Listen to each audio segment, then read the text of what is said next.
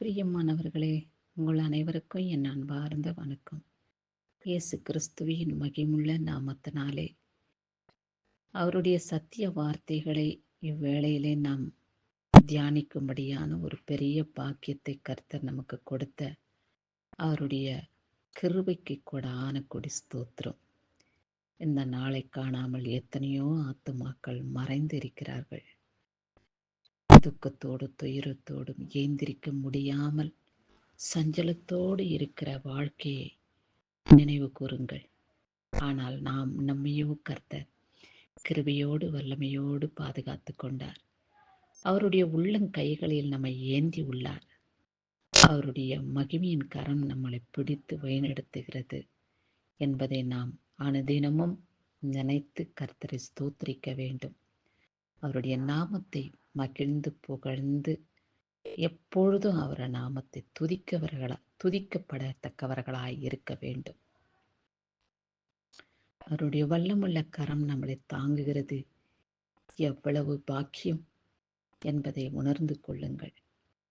ஆகையாலே அவருக்கு ஸ்தோத்திரம் செலுத்துவதே நம்முடைய கடமையாக வெளிப்பட வேண்டும். இயேசு கிறிஸ்துவை எப்பொழுதும் துதிக்க வேண்டும். துதித்தலும் ஸ்தோத்திரிப்பதும் தேவனுக்கு பிரியமான காரியம். அவருக்கு பிரியமானபடி நாம் வாழ்கிறதை நாம் ஒரு பாக்கியமாக எண்ண வேண்டும். அதை விட ஒரு பெரிய பொக்கிஷம் நமக்கு இந்த பூமியிலே என்ன இருக்கிறது? அவருடைய கிருபை நம்மளை தாங்கும்படியாக எப்பொழுதும் அவர் அண்டையிலே நாம் ஜீவிக்க வேண்டும்.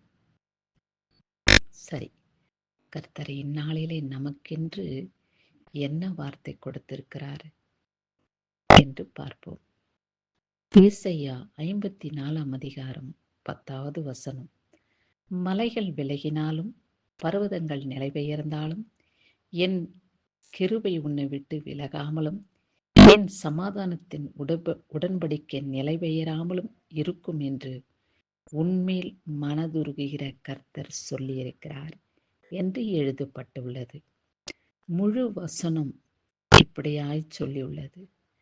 மலைகளே விலகி போனாலும் பர்வதங்கள் மாறி போனாலும் என் கிருபை உன்னை விட்டு மாறாது. என் மகனே, மகளே, என் கிருபை உன்னோடு கூட இருக்கிற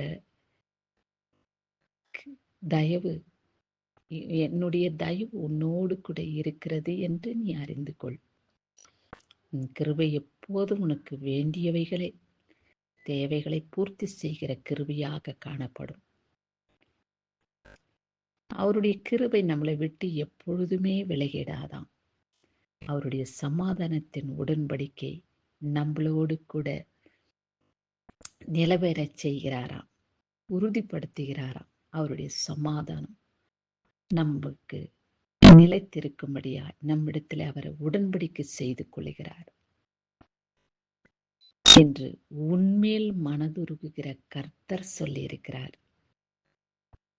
நம் மேல கர்த்தர் மனதுருக்கமுடையவராய் இருக்கிறார், இரக்கமுள்ளவராய் இருக்கிறார், தயவுள்ளவராய் இருக்கிறார். ஆகையாலே தேவனை நாம் நன்றியோடு கூட துதிப்போமா? ஆண்டவரே, உடைய கிருபை எனக்கு போதுமானதாகவும் உடைய கிருபை என்னை தாங்குகிறதாகவும் உடைய கிருபை என்னை விட்டு எடுபடாமல் இருக்கும்படியாக என்னோடு கூட நீர் உடன்படிக்கை பண்ணினதற்காய் உமக்கு கொடான கோடி ஸ்தோத்திரம். ஆண்டவரே, உமக்கு ஸ்தோத்திரம். எப்பொழுது உமக்கு துதி செலுத்தக்கூடிய ஆத்துமாவாக நாம் உம்முடைய சன்னிதானத்திலே நிலைத்திருக்க வேண்டும்.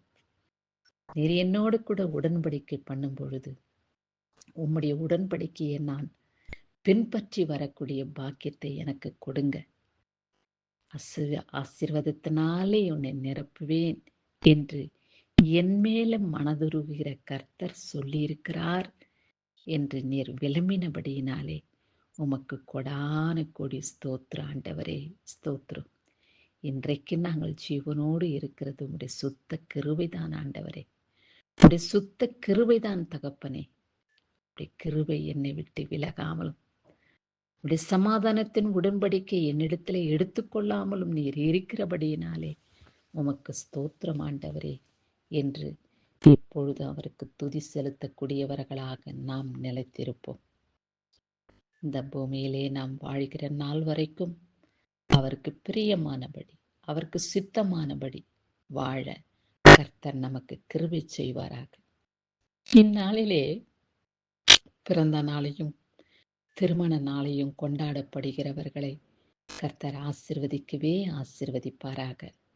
உங்களுடைய மனமகிழ்ச்சி வாழ்நாள் முழுவதும் உங்களோடு நிலைத்திருக்க அவருடைய கிருபை உங்களுக்கு போதுமானதாய் இருப்பதாக. அவருடைய வல்லமுள்ள கரம் உங்களையும் உங்கள் குடும்பத்தையும் காத்துக் கொள்வாராக. இயேசு கிறிஸ்துவின் இரக்கமுள்ள நாமத்தினாலே பல வருடங்களாக பிறந்த நாளையும் திருமண நாளையும் கொண்டாட கர்த்தர் உங்களுக்கு தயவு கிடைக்க நான் கர்த்தரிடத்திலே வேண்டிக் கொள்கிறேன். நீங்களும் அவருக்கு பிரியமானபடி நடந்து கொண்டு அவருடைய கிருபையை பெற்றுக் கொள்ளுங்கள். எப்பொழுதும் அவருக்கு சித்தமானபடி வாழ நாம் தகுதி உள்ளவர்களாய் ஆயத்தப்படுவோம். கிறிஸ்துவுக்கே சதா காலங்களிலும் மகிமை உண்டாகட்டும். ஆமேன்.